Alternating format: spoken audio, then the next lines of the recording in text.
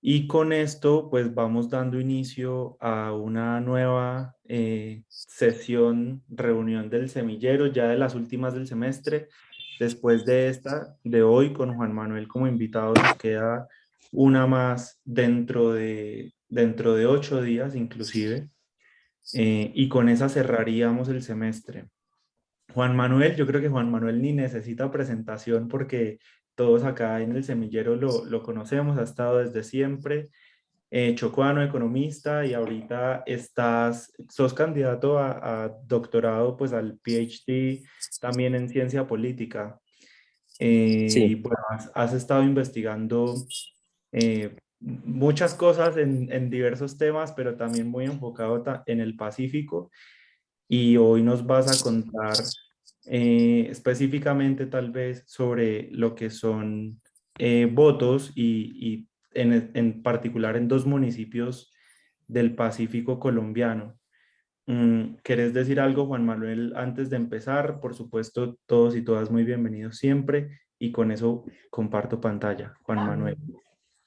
no, dale, no, gracias Francisco por tu tiempo, tu dedicación para preparar estos encuentros. De verdad, muchas gracias por eso. Creo que gracias a personas como tú, el semillero sigue fuerte y vivo. Y no, pues gracias a los que están conectados por dedicarle tiempo también y conversemos un poquito de estos temas que he investigado yo en la Universidad de los Andes.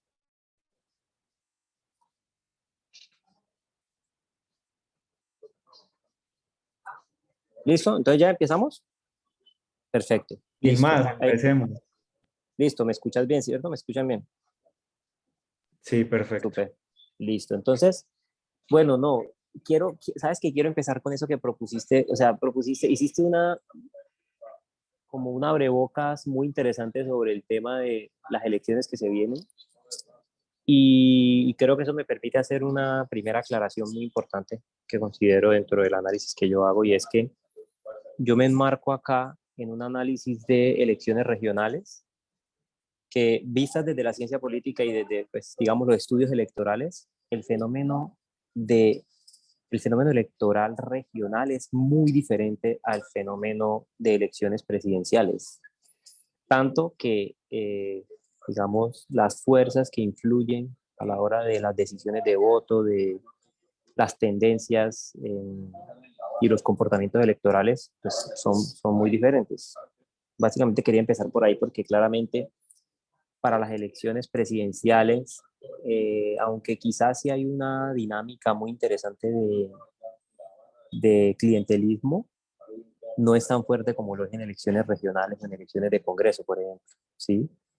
Y al menos, digamos, más en el nivel territorial se pueden manejar otro tipo de motivaciones para el voto relacionadas con temas de interés nacional, con los sentimientos, con la economía, con la percepción que tenemos frente a ciertos temas.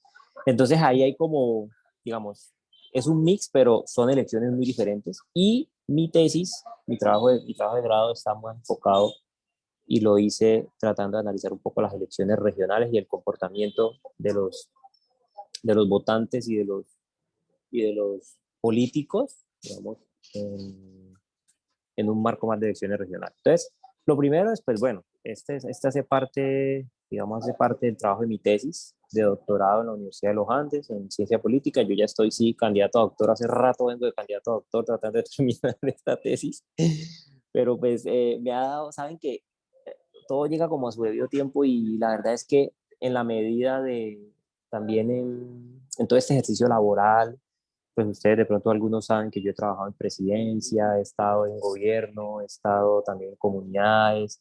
Me ha dado como, sin buscarlo, mucha más información muy útil para mi tesis, que me falta es sentarme un poquito a terminar de, voy a afinar y de escribir, pero este tema de votos con poder, variaciones de particularismo en dos municipios del Pacífico colombiano, yo incluso lo llamo así porque precisamente lo que me da la diferenciación a mí entre los estudios de caso que yo analizo es que hay unos votos que quizá tienen la capacidad de, de generar mayor poder y tener mayor poder a la hora de relacionarse en los intercambios que se dan entre ciudadanos y políticos. Vale, vamos avanzando.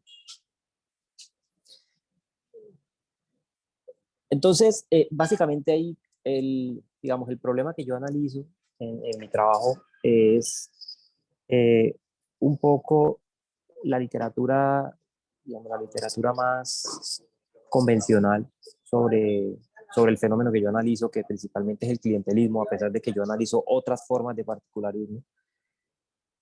Dice que el fenómeno de la modernización, entendiendo por modernización todo este boom de la urbanización, del crecimiento de los ingresos, digamos, un poco esa modernización de la sociedad en la democratización, en tener más derechos, en tener mejores ingresos, mejores niveles de vida, y eso que va generando también unas presiones sobre el tema de la democracia y mayores capacidades en los ciudadanos para exigir, digamos, rendiciones de cuenta por parte de las autoridades.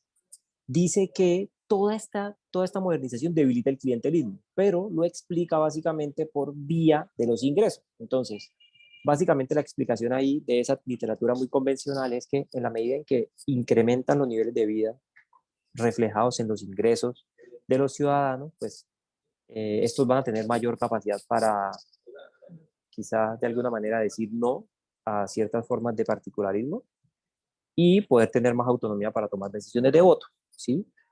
Un poco, digamos, lo que ha pasado en la historia es que sí, se han dado procesos de modernización, incluso en el país vemos cómo, a pesar de que con grandes brechas, hay territorios que se modernizan y que quizá avanzan y prosperan de una manera mucho más acelerada que otros. El ejemplo del Pacífico, pues claramente está en los otros. Eh, pero a pesar de esos niveles de modernización, pues no se ha dado a la par como una disminución o un debilitamiento de estas formas de particularismo como se esperaría y como lo dice la literatura, ¿sí? Entonces, básicamente de ahí surge que, pues naturalmente la modernización no necesariamente es una condición suficiente, quizá como lo plantea la literatura convencional, sino más bien, pues, se considera una causa, una condición necesaria, pero no necesariamente suficiente para entender las relaciones políticas y las decisiones electorales. Sigamos. Entonces yo me hago, pues hay una pregunta central que yo me hago es, ¿por qué existe primero variación de prácticas particularistas en Colombia entre entidades subnacionales que tienen incluso similares condiciones económicas? ¿Para qué hago esto? Pues aquí, yo sé que aquí está conectado Gilmar, entre otros, que conocen un poco el concepto de control estadístico. Lo que yo hago es básicamente seleccionar dos casos que tienen similitudes en condiciones económicas, ¿sí? Un poco para tratar de controlar por esas condiciones y luego tratar de que la variación de mi variable dependiente, que luego les voy a decir cuál es, sea no, digamos, no debido a las condiciones económicas, sino a otros factores. Entre esos factores, pues a las diferentes variedades que hay en los particularismos. Entonces, ahí es donde yo me hago la pregunta de bajo qué condiciones el clientelismo se impone como una estrategia electoral particularista. Regálenme un segundito, por favor, Francisco, yo averiguo una cosita aquí en el lugar en el que estoy. Un segundito.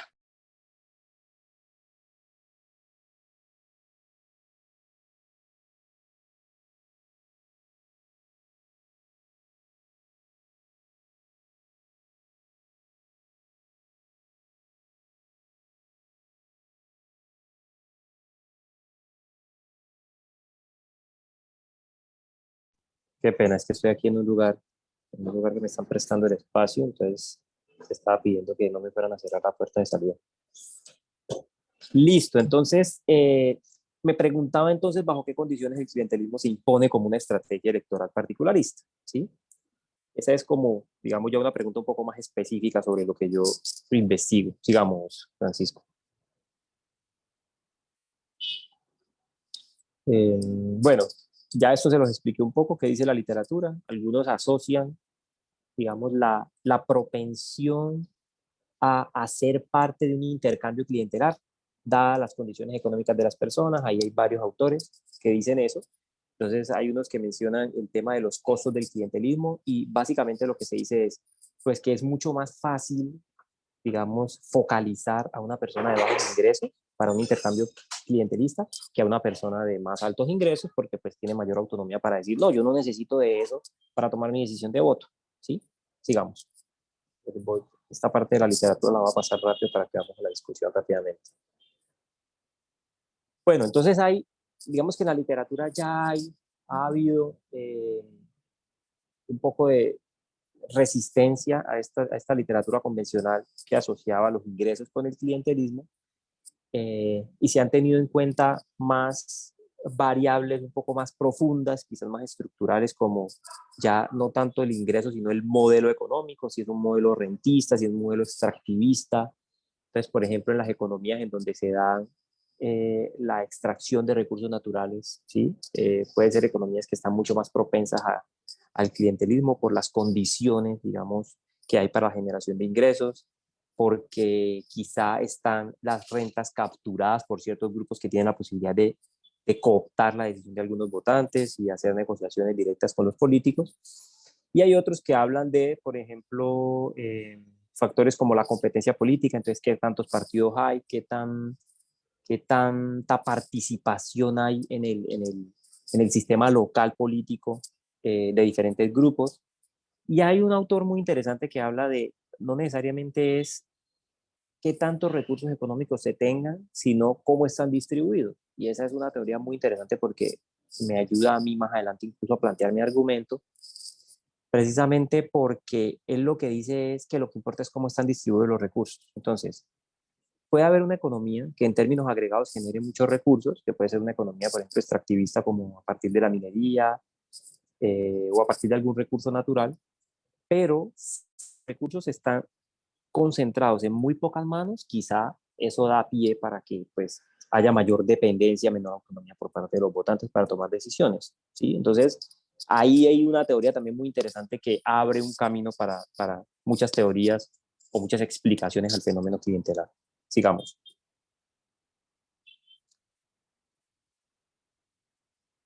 Sigamos. Ahí. Y hay un fenómeno, digamos, hay un factor fundamental dentro de toda esta literatura que, digamos, tratando de escapar un poco a las explicaciones muy tendientes a las características del Estado, al fortalecimiento institucional, a qué tanto el Estado llega, qué tanto las reglas se cumplen, qué tantas normas, qué tanto castigo hay, qué tanto funciona la justicia. Hay, una, hay un factor que tiene que ver con la sociedad civil y es las organizaciones comunitarias y la gobernanza local, que tienen un rol fundamental en esto. ¿Sí? Pues básicamente hay muchos autores, aquí en Colombia algunos, otros en México y otros latinoamericanistas en Estados Unidos, que han hablado de cómo la capacidad que tienen las comunidades para organizarse y demandar ciertos bienes o digamos, ciertos servicios por parte del Estado de una manera colectiva, es un factor que determina finalmente qué tipo de particularismos pueden predominar o no en un territorio determinado o en una circunscripción determinada. Sigamos. Entonces, aquí está mi argumento. Entonces, básicamente, en la literatura convencional también hay una cosa muy interesante y es que generalmente se hace una distinción entre lo que es la política que llamamos programática, ¿sí? Que obedece, pues, obviamente digamos, a toda esa política en donde, eh, digamos, las propuestas de los políticos están fundamentadas en un programa y a partir de eso los votantes toman las decisiones de acuerdo a si se identifican o no con ese programa. Y a la vez, a la hora de el gobierno, por ejemplo, focalizar o asignar beneficios por parte del Estado, lo hace de una manera programática, es decir, sujeto a un principio de universalidad en donde ninguna persona tiene más peso que otra y pues todos, de acuerdo con las características definidas en un programa específico, tienen el mismo derecho a ser beneficiarios de un programa. Y está la política particularista o la política no programática, en donde la asignación de esos beneficios, ¿sí? Así como las decisiones de voto por parte de los electores, está sujeta a ya sea intereses individuales o, en el caso de la asignación, a ciertas poblaciones específicas o individuos en particular que cooptan de alguna manera esos beneficios, ya sea a través de los intercambios o las negociaciones que logran hacer con los políticos para asegurarse esos beneficios. Entonces, Normalmente lo que se hace en la literatura es buscar los factores que explican que, digamos, cuáles son las causas de que predomine la política programática o la política particularista. ¿Qué es lo que hago yo? Yo me enfoco solo en lo que ustedes ven acá como la parte derecha, es decir, solo en la política particularista, y yo lo que trato de explicar en mi trabajo de grado es qué explica que predomine una u otro tipo de política particularista, ¿sí? Entonces, lo que yo hago es una distinción entre particularismos, en donde distingo el clientelismo, ¿sí? De las formas de particularismo colectivo o, como lo llaman algunos en la literatura, de clientelismo colectivo, ¿sí? ¿Y por qué hago esta distinción? Pues básicamente yo distingo entre clientelismo, que son digamos, los intercambios que se dan entre ciudadanos y políticos, en donde predomina un principio de reciprocidad, ¿sí? En donde el ciudadano ofrece su voto a cambio de un beneficio, ya sea material o en servicios, que le ofrece el político, ¿sí? Generalmente la relación de clientelismo se da ya sea a través de la compra de votos o a través, por ejemplo, del patronazgo, que en la literatura algunos lo llaman, por ejemplo, cuando le dan un empleo a usted en el sector público, gracias a que usted hace parte del grupo político del mandatario que ganó la entidad territorial que gobierna, en la que usted va a trabajar. Eh, y entonces los beneficios generalmente en el clientelismo son individuales o individualizados, ¿sí? Y por el otro lado están, dentro también de la política particular, están los tipos de los tipos colectivos, digamos, de particularismo o el particularismo colectivo, en donde no necesariamente se beneficia a una persona, sino ya sea a un grupo, ya sea representado por una organización social o a una comuna, representado por un presidente de una junta de acción comunal o algún colectivo en particular, digamos, de la sociedad civil, que digamos que esté representado en una organización cívica o alguna organización social. ¿Sí? Sigamos.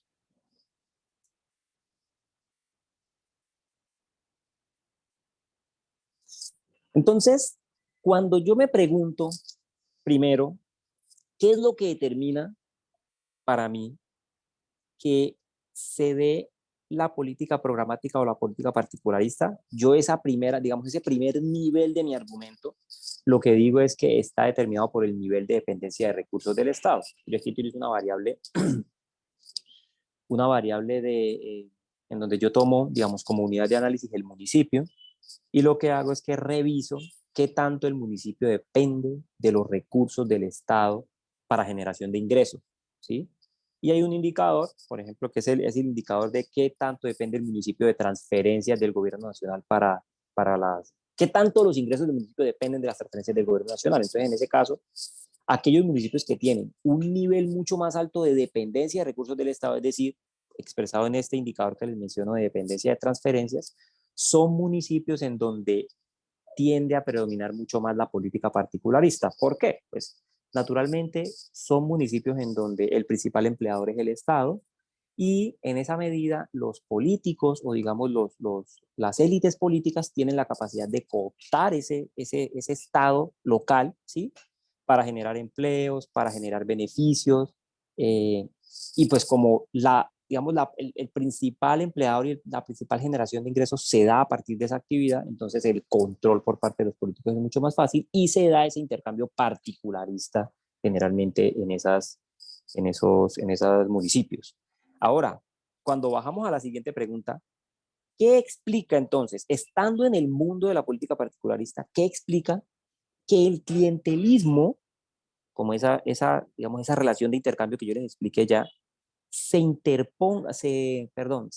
predomine sobre las formas colectivas de particularismo?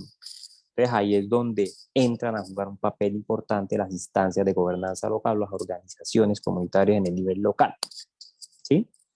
Mi argumento ahí es que en donde hay organizaciones del nivel local que están más instrumentalizadas por intereses políticos, es decir, donde tienen líderes o lo que en la literatura llaman los brokers o los intermediarios, que están sujetos o instrumentalizados para congregar ciudadanos, representar intereses supuestamente colectivos, pero en pro de una organización electoral, en ese tipo de municipios es mucho más fácil que se dé el clientelismo, ¿sí? O pues compra de votos o patronazgo. Y hay otro tipo de instituciones en donde, pues, no digo que en unos municipios solo haya un tipo u otro de instituciones, sino que tienen mayor influencia esas instituciones de gobernanza local que defienden los intereses colectivos, es decir, que tienen brokers que eh, defienden intereses colectivos de los congregados en una organización cívica. En ese tipo de municipios, pues, tiende a predominar más las formas de particularismo colectivo, ¿sí? Básicamente es ese el argumento. Sigamos, Francisco. Bueno, entonces, un poco tratando de explicarles lo que son las formas de particularismo que yo analizo. Eh, yo tengo dos variables que me indican un poco a mí las diferentes tipologías de particularismo. Ustedes digamos, en las filas ven la distinción entre individual y colectivo, y en las columnas ven la distinción entre el corto y el mediano plazo, o mediano y largo plazo, ¿sí? Cuando nosotros pensamos en la primera celda, corto plazo e individual, ¿sí? Ahí tenemos lo que llamamos la compra de votos, que son ese tipo de intercambios que se dan en tiempos de campaña, ¿sí? En donde pues el político le ofrece, ya sea, no, como lo llamamos nosotros acá, le ofrece el mercado, la teja, el tamal, o dinero en efectivo, o cualquier beneficio de momento, placista, ¿sí? Y en donde esa relación de intercambio se da, de eso le ofrece el político y el ciudadano ofrece el voto, básicamente. Si nos movemos sobre el mismo espectro de lo individual, ¿sí? El nivel individual, y pasamos al mediano y largo plazo, pues tenemos las relaciones de patronazgo en donde pues el ciudadano vota por el político, pero a cambio de que, digamos, una promesa de que le va a dar empleo o lo va a hacer sí, funcionario del sector público o lo va a hacer beneficiario de un programa social, ¿sí? O algún beneficio en el marco de gobierno, ¿sí? Ahora, tenemos el espectro de lo colectivo, ¿sí?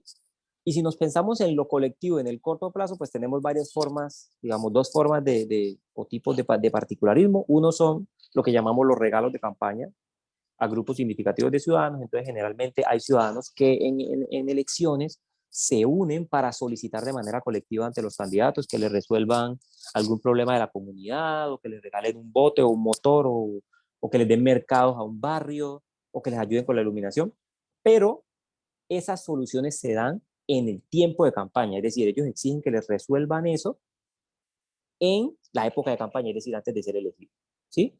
Y hay otro tipo que lo que llaman el turnout buying, que es compra de movilización, que básicamente es lo que llamamos, lo que en el Chocó conocemos como la logística en elecciones, que es que la gente pide que le colaboren con movilizarlo a los puestos de votación, que le brinden alimentos, que les den, bueno, beneficios colectivos de movilización en el corto plazo, ¿sí?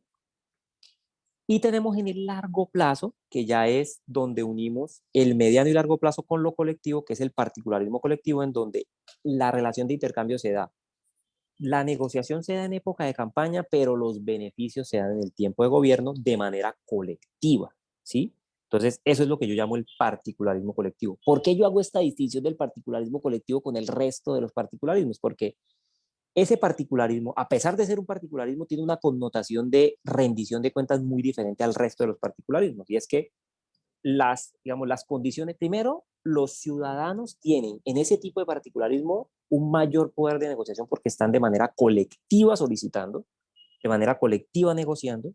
A su vez, tienen mayores capacidades para hacer cumplir lo prometido por parte del mandatario, siendo un colectivo, ¿sí? Y obviamente sacrificando, digamos, el beneficio de corto plazo o el beneficio del hoy por tener un beneficio de largo plazo o de mediano plazo en gobierno, ¿sí? Entonces, naturalmente aquí lo que vemos son ese tipo de promesas que hacen los ciudadanos y en donde que hacen los políticos y en donde los ciudadanos en gobierno, si no le cumplen, van y se paran afuera de la alcaldía o afuera de la gobernación o hacen un plantón o hacen una protesta, pero tienen, digamos, quizá a través de la acción contenciosa, formas para exigir que se les cumpla, y esto tiene una connotación muy diferente en términos de rendición de cuentas. Yo básicamente quiero dejar ahí, tengo algunos resultados, mentira, avancemos un poquito, Francisco, para mostrar los resultados. Sigamos.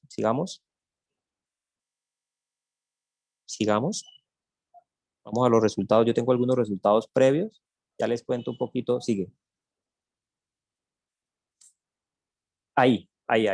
Entonces, básicamente como para no llevarme mucho tiempo, eh, algunos hallazgos que yo ya he ido encontrando. Pues básicamente, como les contaba, yo lo que hago es comparar dos municipios del Pacífico colombiano que tienen condiciones económicas muy similares, ¿sí? Y en donde la variación entre los dos se da en términos de qué tipo de particularismo predomina en uno y otro.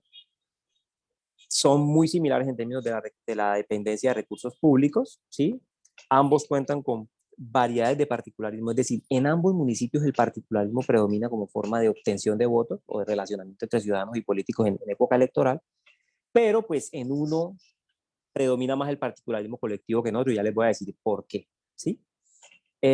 Básicamente se diferencian en que Ipiales, que es un municipio de Nariño fronterizo, que tiene connotación de una ciudad capital, la influencia del clientelismo colectivo es mayor que en Quibdó, y esto está relacionado con la incidencia de organizaciones comunitarias y su capacidad para agregar preferencias hacia la acción colectiva, que es un poco lo que les comentaba en mi argumento. Digamos, Francisco, por favor.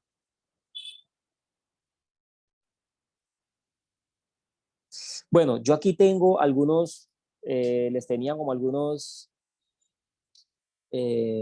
declaraciones por parte de líderes políticos que tenía con algunos concejales, con candidatos a la alcaldía, con líderes indígenas, en donde pues explican un poco cómo se da ese relacionamiento entre ellos y los ciudadanos, ¿sí? Em, y un poco muestran cómo se da esa canalización de los intereses de la comunidad a través de ciertas organizaciones locales, y cómo eso repercute obviamente en las elecciones. Pero quisiera Francisco, que avanzáramos hacia unos datos estadísticos que yo les tenía, como sobre todo la parte cuantitativa, porque esto nos lleva mucho más tiempo. Yo les voy contando, básicamente déjalo ahí. Digamos, en el trabajo que yo hice, en el trabajo de campo, quédate ahí. En el trabajo de campo que yo hice, pude notar varias diferencias entre los dos municipios. Entonces, como ya les digo, en Ipiales predomina más el clientelismo colectivo que en Quibdó, pero los factores fundamentales que explican la diferencia están relacionados con que las organizaciones indígenas de Ipiales tienen mayor capacidad para agregación de preferencias y para defensa de lo colectivo que las organizaciones, ya sean afros o de la sociedad civil, en el municipio de Quibdó, para hacerlo ante y en la negociación de los intercambios con los políticos, ¿sí? Yo en las entrevistas que hice y en muchas que he adelantado, me daba cuenta cómo, por ejemplo, los indígenas en época de campaña le hacían firmar a cada uno de los candidatos a la alcaldía documentos con pliegos de peticiones que ellos se debían comprometer a hacer cumplir en gobierno, ¿sí? De manera que, pues, ya quedaban comprometidos. Nosotros, digamos, en Quibdó, aunque también hay algunas organizaciones que tienen esa capacidad, son mucho menos, tienen menor influencia en el municipio de Quibdó, y se da un poco más acá el relacionamiento de corto plazo, en donde pues prefieren que se les resuelva algo que es inmediato, porque quizá por digamos, las condiciones y necesidades que tienen, eh, bueno, también por las connotaciones que hay en cuanto a la capacidad organizativa de uno y otro tipo de organizaciones comunitarias, ¿sí? Aquí lo que les quería mostrar era un poco los resultados de una viñeta que yo apliqué en encuestas que apliqué en ambos municipios, y ustedes pueden ver cómo en una viñeta yo les preguntaba por cuál de estos dos candidatos votaría si fueran los únicos dos que hubiera en la palestra, digamos, en las opciones para ustedes escoger candidato a alcalde. Y les ponía las opciones de dos candidatos. Un candidato A, que le ofrece un empleo, un favor o un regalo a cambio de su voto, un regalo personal individualizado, y un candidato B que le ofrece beneficiar a su barrio, localidad o comunidad a cambio de su voto. Claramente la connotación del candidato A y candidato B es que un candidato ofrece beneficios individuales y el otro un poco beneficios más colectivos. Y los resultados iniciales que obtuve es que en Quibdó, por el candidato A, votarían el 43,45% de las personas, mientras en Ipiales solo el 29,3%, candidato A, el candidato de los beneficios individuales, mientras que por el candidato B hay una clara diferencia con significancia estadística, en donde en Ipiales el 70,7% votaría por el candidato que ofrece beneficios colectivos, mientras en Quibdó solo el 56,5%. Básicamente, este resultado me resume claramente los resultados que yo tengo más adelante. Entonces, quisiera dejar ahí para que un poco hablamos el espacio a las preguntas y a la discusión. Y agradecerles a ustedes de verdad por el tiempo y quedo abierto a las preguntas que tengan y quizás sí podemos profundizar un poco más en algunos temas que les interesen de esta investigación.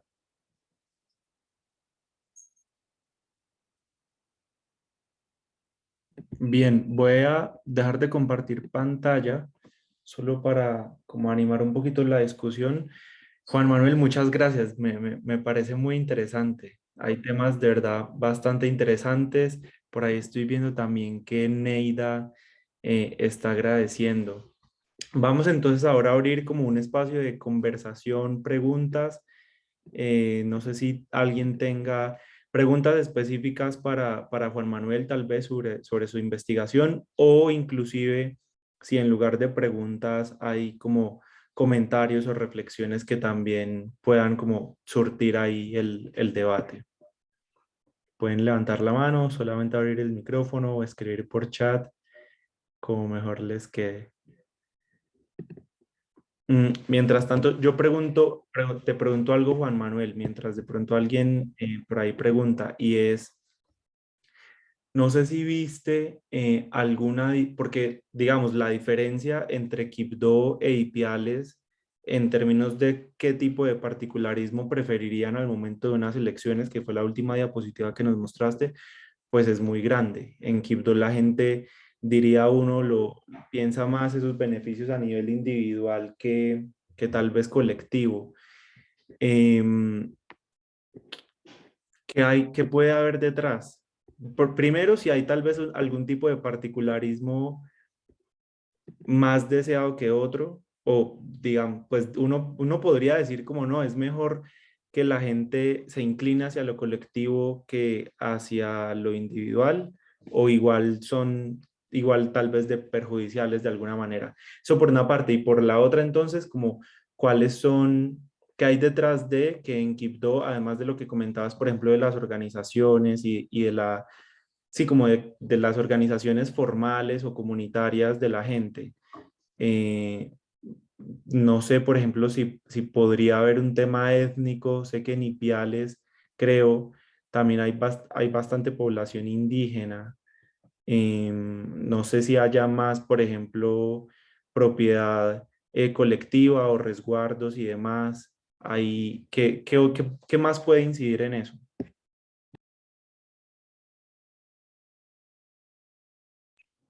Súper, Francisco. Si quieres, ¿vamos respondiendo de una vez o hacemos una ronda de preguntas? ¿De una?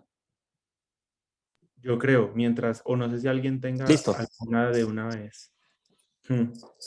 No, si quieres de una, yo te voy respondiendo a ti, ahí vamos, ahí la gente se va animando. Mira, básicamente es y te lo voy a hablar digamos, un poco desde la vivencia que tuve en el trabajo de campo que hice.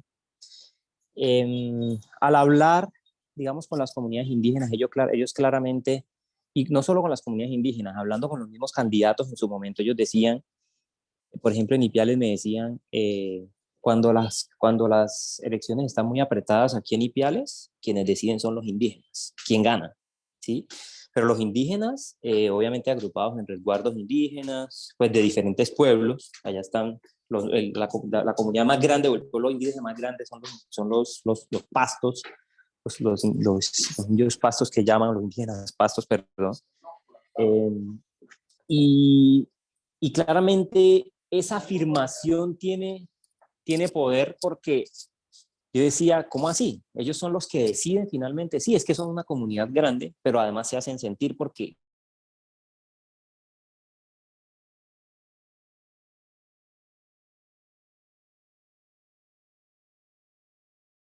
Uy, se me cortó. Salió Juan Manuel. Perdón, ya volví. Es que Ah, estaba cambiando a los datos del celular, perdón. hácele de una. ¿Aló? ¿Ahí me escuchan? Ya, qué pena. Entonces, les decía, sí, digamos, van en colectivo y tienen la capacidad para agregar preferencias en la toma de decisiones electorales. Entonces, finalmente, a los indígenas lo ven como un solo actor que pone miles de votos, ¿sí? Esa capacidad no la tenemos acá, ni desde las comunidades que hacen parte de los consejos comunitarios, ni desde las organizaciones cívicas pues que de alguna manera representan intereses colectivos étnicos, ¿sí? Entonces, ahí hay una gran diferencia y eso tiene unas repercusiones clarísimas en términos de lo que, digamos, de las implicaciones que tiene para cada uno a la hora luego de las consecuencias. Frente a, digamos, preferencias del común, pues claramente eso me lo dice un poco la información cuantitativa que yo obtengo, y es que, pues claramente sí hay una tendencia como hacia lo colectivo más iniciales, que tiene que ver mucho con esta influencia de las organizaciones colectivas indígenas, sí. Eh, y como les digo, también en Quibdó se ve influencia de lo colectivo, pero es mucho más fuerte en Ipiales.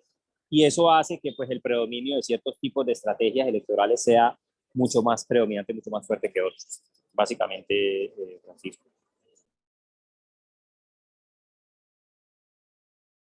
Chévere, muy interesante y tal vez solo como comentario, pues o más bien preguntas o reflexiones que me surgen, sería bueno mirarlo en territorio, por ejemplo, de Quibdó siendo muy urbano o Quibdó más rural, donde tal vez haya más consejos, pues presencia de consejos comunitarios o un sentido tal vez más colectivo de la colectividad y no individual. Pero bueno, de verdad que me parece muy interesante. Mm, más preguntas o de pronto comentarios que haya por ahí que quieran conversar simplemente con Juan Manuel.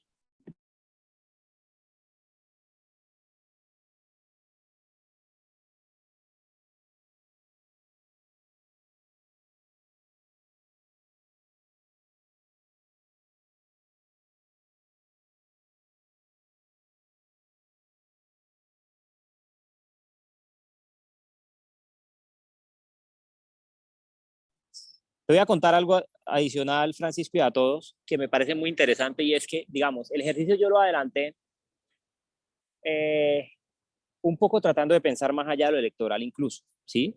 Entonces, el rango de tiempo que yo me he llevado escribiendo esta investigación también me ha permitido ver cómo ha sido, porque las elecciones en las que yo me enmarco son las del 2019, y yo tuve la fortuna pues de hacer seguimiento al día D que uno llama aquí en Quibdó, pero también a elecciones de Congreso en Ipiales hace 2 años, hace un año, bueno, las pasadas, las últimas, un año, hace menos de un año. Y uno ve, digamos, la influencia, sí, de todos los tipos de particularismo, y eso es muy interesante porque no es que yo vaya a decir, no, pues que en Ipiales no sea el clientelismo, ni en Ipiales solo van por lo colectivo, no es así.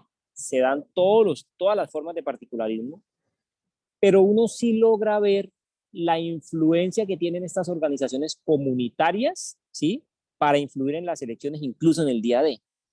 Entonces, obviamente, si uno acá ve, pues, no sé, ¿cómo lo podemos llamar? Cuadrillas de jóvenes que están pendientes de cómo se mueven las elecciones en cada uno de los puestos de votación, ¿sí?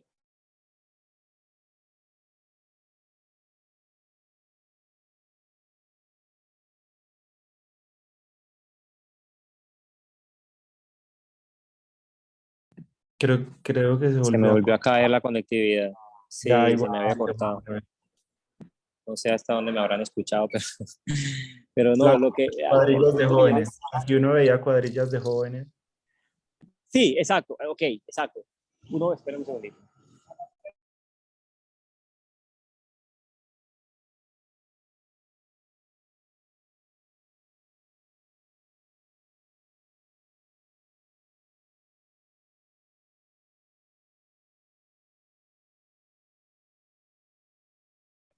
Ya.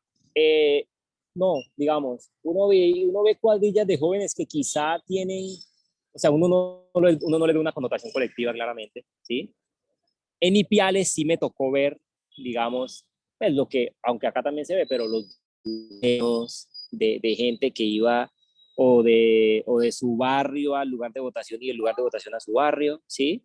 O incluso tuve la oportunidad de estar en una comunidad indígena después de las elecciones, en donde llegaban básicamente a hacer un balance, literalmente, a hacer un balance de la decisión que habían tomado y a estar pendiente de los resultados electorales juntos. Entonces, hay unas cuestiones de etnografía también muy interesantes que le van dando información a uno y que quizá son un reflejo de lo que yo les he mencionado, ¿sí? Mi teoría más allá de, digamos, y el argumento que yo propongo más allá de ser una teoría de satanizar un poco las prácticas clientelares o las prácticas particularistas es un enfoque un poco más comprensivo de cómo sucede y por qué, y de ver cómo una alternativa al Estado, como son las iniciativas de la sociedad civil, la capacidad para agregar preferencias por parte de las organizaciones comunitarias, puede influir en la forma como se da esas relaciones entre ciudadanos y políticos. Yo creo que es muy importante porque, y ustedes son conscientes de que a partir de ese momento, digamos, a partir de la decisión de voto, de por quién, digamos, de a quién apoyamos, de cómo lo apoyamos, ¿sí? Porque puede ser que cojamos un mal candidato, digamos, por decirlo de alguna manera, o un mal gobernante. Pero si nosotros claramente le demandamos de manera colectiva a ese gobernante algo que necesitamos como comunidad, ¿sí?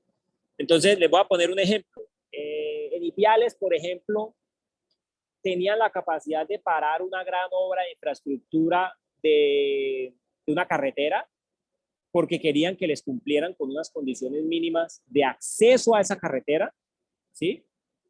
Y se sentaron, lograron que se sentaran en la mesa, lograron que fuera la ANI, el INVIAS, el gobierno nacional, el gobierno departamental, el gobierno municipal, y eso era un acuerdo que se había hecho con cada una de quienes estaban sentados en esa mesa, digamos, los diferentes niveles de gobierno, con quien en su momento fue el candidato a la presidencia, quien en su momento fue candidato a la gobernación, quien en su momento fue candidato a la alcaldía, y cada uno casi que compartía el mismo pliego de peticiones por parte de ellos, que ya habían identificado en sus comunidades cuál era la necesidad que tenían. Entonces, si uno puede llamarlo clientelismo y satanizarlo como, ay, el clientelismo, pero finalmente es una forma también de acceder a recursos del Estado que también es legítima y que quizá es la única alternativa que tienen muchas comunidades para poder, digamos, hacerse sentir o hacerse escuchar y finalmente que se dé ese relacionamiento de intercambio de alguna manera más justa, pues, o una manera más democrática, ¿sí? Ese es un poquito el mensaje también de fondo de eso. Y claramente haciendo un mea culpa de cómo, pues obviamente en nuestros territorios, en el Pacífico, quizá en el litoral, todavía tenemos esa deficiencia frente a otras comunidades del mismo Pacífico.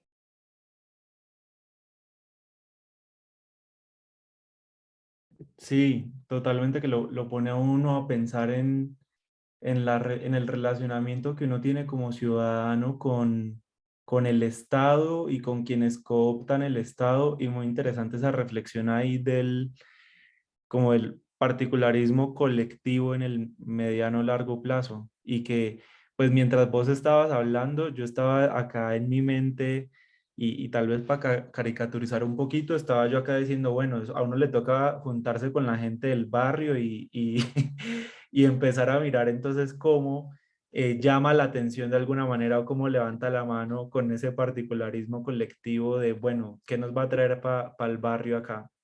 ¿O qué nos va a traer para esta comunidad? Eh, Creo que Diani tiene la mano levantada, tiene un aporte, así que adelante. Hola, buenas noches Juan Manuel, buenas noches Francisco, buenas noches a esos estudiantes de la Universidad Tecnológica del Chocó que están compartiendo con nosotros. Bueno, de manera muy personal, yo considero que las votaciones se están proyectando a una generación que no está como muy focalizada sobre lo que debe hacer.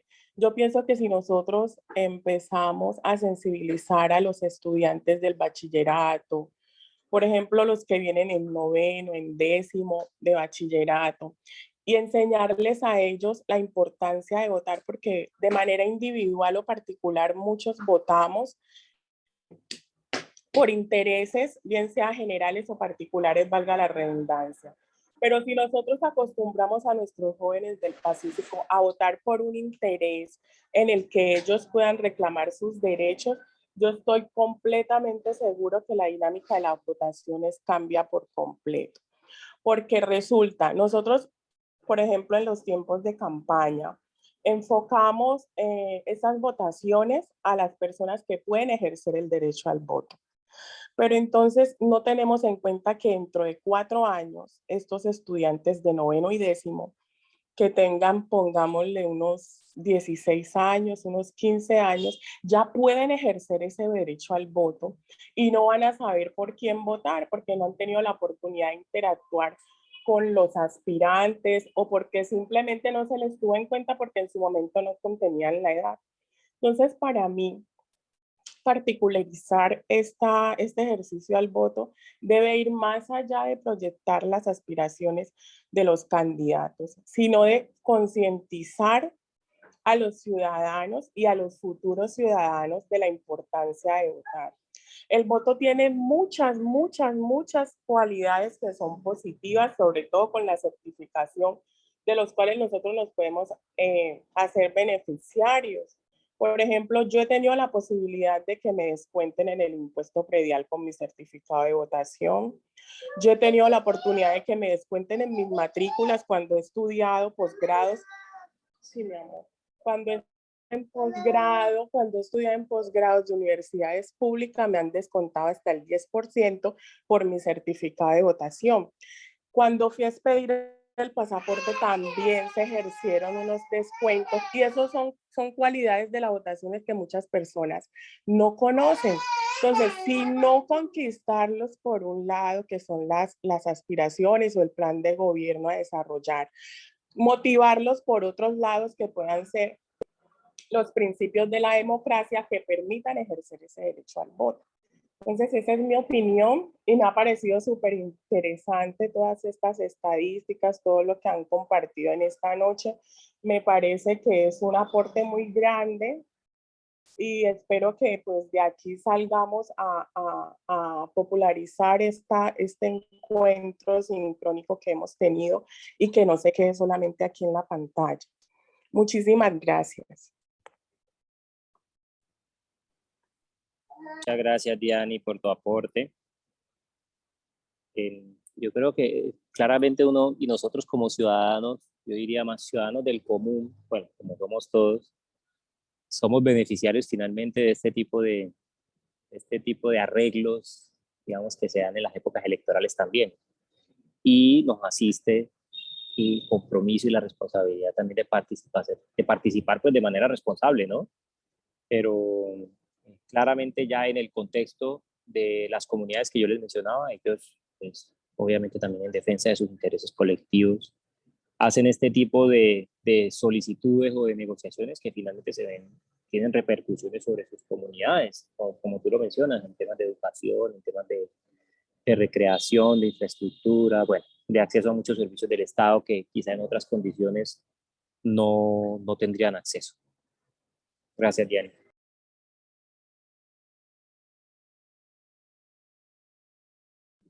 Sí, me parece también clave como identificar de pronto esas diferencias, como cuando en algunos momentos puede verse, o también yo no sé si estoy cayendo en algún error, no quiero ser de pronto muy miope al hacer como algunos tipos de análisis, y por eso mi pregunta hace un rato a Juan Manuel de si hay algún tipo de particularismo em, más deseable que otro, por ejemplo, el colectivo y a mediano o largo plazo específicamente, pero tal vez hay que hacer como ese balance o mirar cada tipo de particularismo y transversalizándolo con temporalidad de forma muy crítica y muy juiciosa y tal vez especial, porque yo tal vez desde mi percepción como joven y como ciudadano chocuano, em, satanizaría un poquito más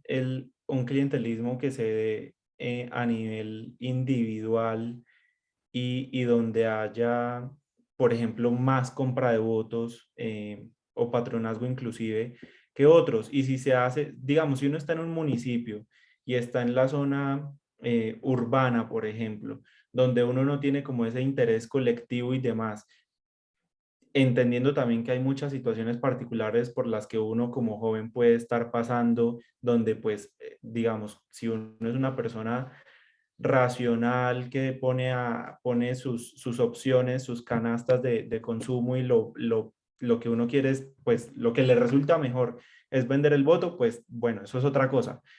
Pero me parecería, y para no dar tantas vueltas tal vez, que hay que mirar cada uno de esos particularismos de forma diferencial y analizando cada uno de los casos, porque tampoco entonces vamos a llegar tal vez a justificar la compra de votos a un nivel ya que pueda ser desmedido.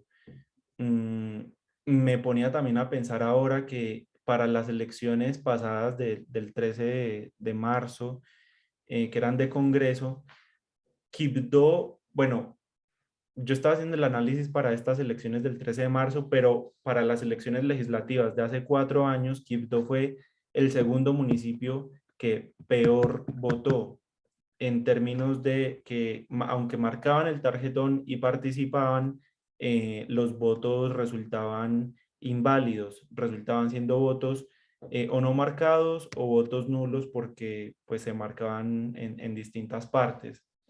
Entonces, simplemente como vinculándolo con lo que estaba, con tanto la postura que Juan Manuel ha intentado recalcar sobre la parte de, pues hay muchos intereses colectivos que tienen comunidades y es su forma de tener una interlocución con el Estado y con quienes cooptan el Estado, eso está por un lado, y también está por otro lado lo que decía Diani de, hey, podemos crear mucha conciencia en los jóvenes, no solamente cuando ya están a puertas de votar, sino también desde noveno y justamente lo que dice Diani por el chat, hay mucho que se puede hacer en pedagogía electoral, entendiendo todo lo que menciona Juan Manuel y también entendiendo que pueden haber muchas dinámicas que se pueden tal vez cambiar o hacer más conscientes a los jóvenes en términos de abstencionismo, de salir a votar, pero además votar bien y votar a conciencia, no solamente por vender el voto y demás. Pero bueno, creo que ahí ya se empiezan como a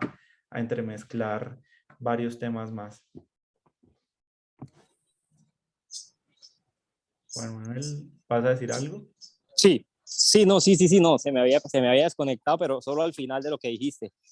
Yo creo, Francisco, que tú haces un análisis muy interesante y claramente has captado muy bien la idea de lo que yo estoy proponiendo en la tesis, porque das en el punto del tema de, digamos, las tipologías de particularismo que yo ofrezco. Es un poco una parte novedosa de mi tesis, pero también tiene una intención clarísima y es, en términos, y yo se los decía, en términos de lo que es la rendición de cuentas, digamos, ese atributo de la democracia que le permite digamos, a la ciudadanía de alguna manera poder exigirle a los políticos que cumplan lo que prometen, ¿sí? Eh, es mucho más fuerte en el particularismo colectivo, ¿sí? Y eso sí hace de alguna manera más deseable ese tipo de particularismo que los otros. Eso, pues yo lo digo sin miedo a decirlo, ¿sí? Y no con eso claramente se está haciendo una justificación de que ese es el tipo de particularidad, digamos, ese es el tipo de relacionamiento que se debe dar entre ciudadanos pues entre sociedad civil y el Estado, digamos, para ponerlo en términos más generales, sino que uno también tiene que ubicarse en el contexto y las condiciones en las que están los ciudadanos a la hora de tomar sus decisiones, el comportamiento electoral de ellos hay que verlo también en un contexto, entonces eso es importante tenerlo en cuenta y muchas veces, como lo decía, quizá la opción que tienen a la mano es esa y es mucho mejor que lo hagan de manera colectiva, negociando cuestiones que los van a beneficiar no solo en el corto, sino en el mediano y largo plazo, ¿sí? Que aceptando pues los beneficios de corto plazo que básicamente despachan al político de la responsabilidad que tiene sobre ciertas comunidades, ¿sí? Y lo otro que decías es muy interesante porque incluso yo casi que en cada elección estoy haciendo un capítulo del libro para la MOE, en donde precisamente analizamos esos factores que explican los votos nulos y tarjetones no marcados. Y ese ya es un tema, digamos, ese es un tema un poco más estructural, que se explica con variables muy estructurales. Entonces, generalmente los municipios con niveles más bajos de educación o de resultados en educación mucho más bajos, con menos gasto público en lo social, ¿sí? Son aquellos municipios o entes en donde digamos, predomina más ese fenómeno. Hay otros factores asociados a, ¿no? Por ejemplo, el fenómeno protesta o el fenómeno, digamos, más indicativo de una cuestión voluntaria de anular el voto, pero no es estructural, ¿sí? Generalmente, las variables más estructurales sí son las que explican esto, y eso es lo que pues, he notado yo en cada uno de los informes que hago. También hay influencia, pues obviamente, de la violencia, de la cooptación del voto, de la falta de autonomía que tienen algunas regiones.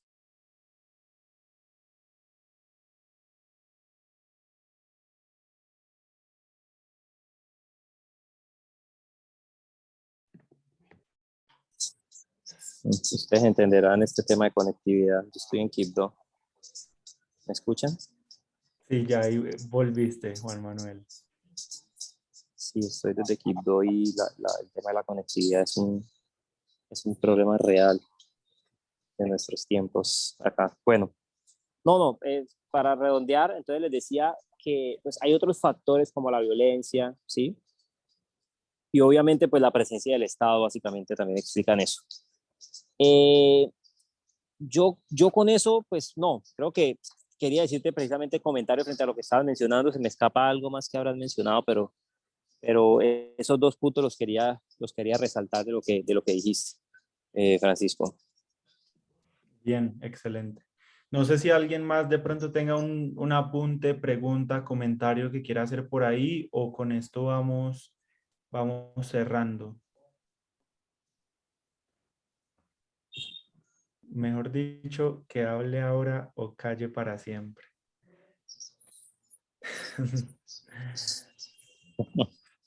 Más de uno después me escribe por el internet y me hace un montón de preguntas, yo sé. Es verdad, eso siempre pasa, eso siempre pasa. Uno en medio de la reunión empieza a pensar y se va quedando con dudas que después resulta Sí, escribir. más elaboradas. Bueno, pues yo No, creo que pues bueno, siendo así, Francisco. Sí, no, vayamos pues, cerrando. darle gracias a todos por el tiempo. Sí.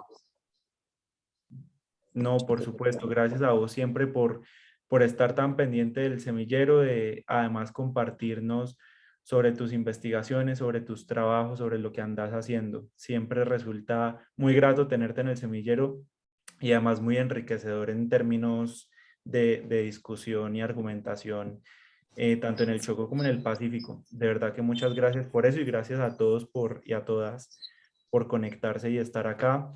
Saben que cualquier cosa pueden seguirnos en redes sociales como Semillero Pacífico Uniandes. Podemos inclusive ponerlas en nuestra lista de correos para avisarles y mandar siempre el correo que avisa sobre nuestras reuniones y los temas que vamos a tratar, que siempre tenemos invitados e invitadas muy cracks en su área, como Juan Manuel hoy. Entonces, ahí estamos siempre en contacto y muy contentos de tenerles por acá. Juan Manuel, muchas gracias. Gracias a No, todos. Francisco, a ti, te decía al principio, lo que te decía al principio te lo reitero, gracias por el tiempo que estás dedicando, por estar ahí al frente del semillero también y colaborándole a Juan Camilo, que es un apasionado de estos temas también. Lástima que hoy no pudo estar, pero saludos a todos los que se conectaron, gracias por estar y seguimos en contacto. Claro que sí. Chao, chao, que estén muy bien. Cuídense. Feliz noche.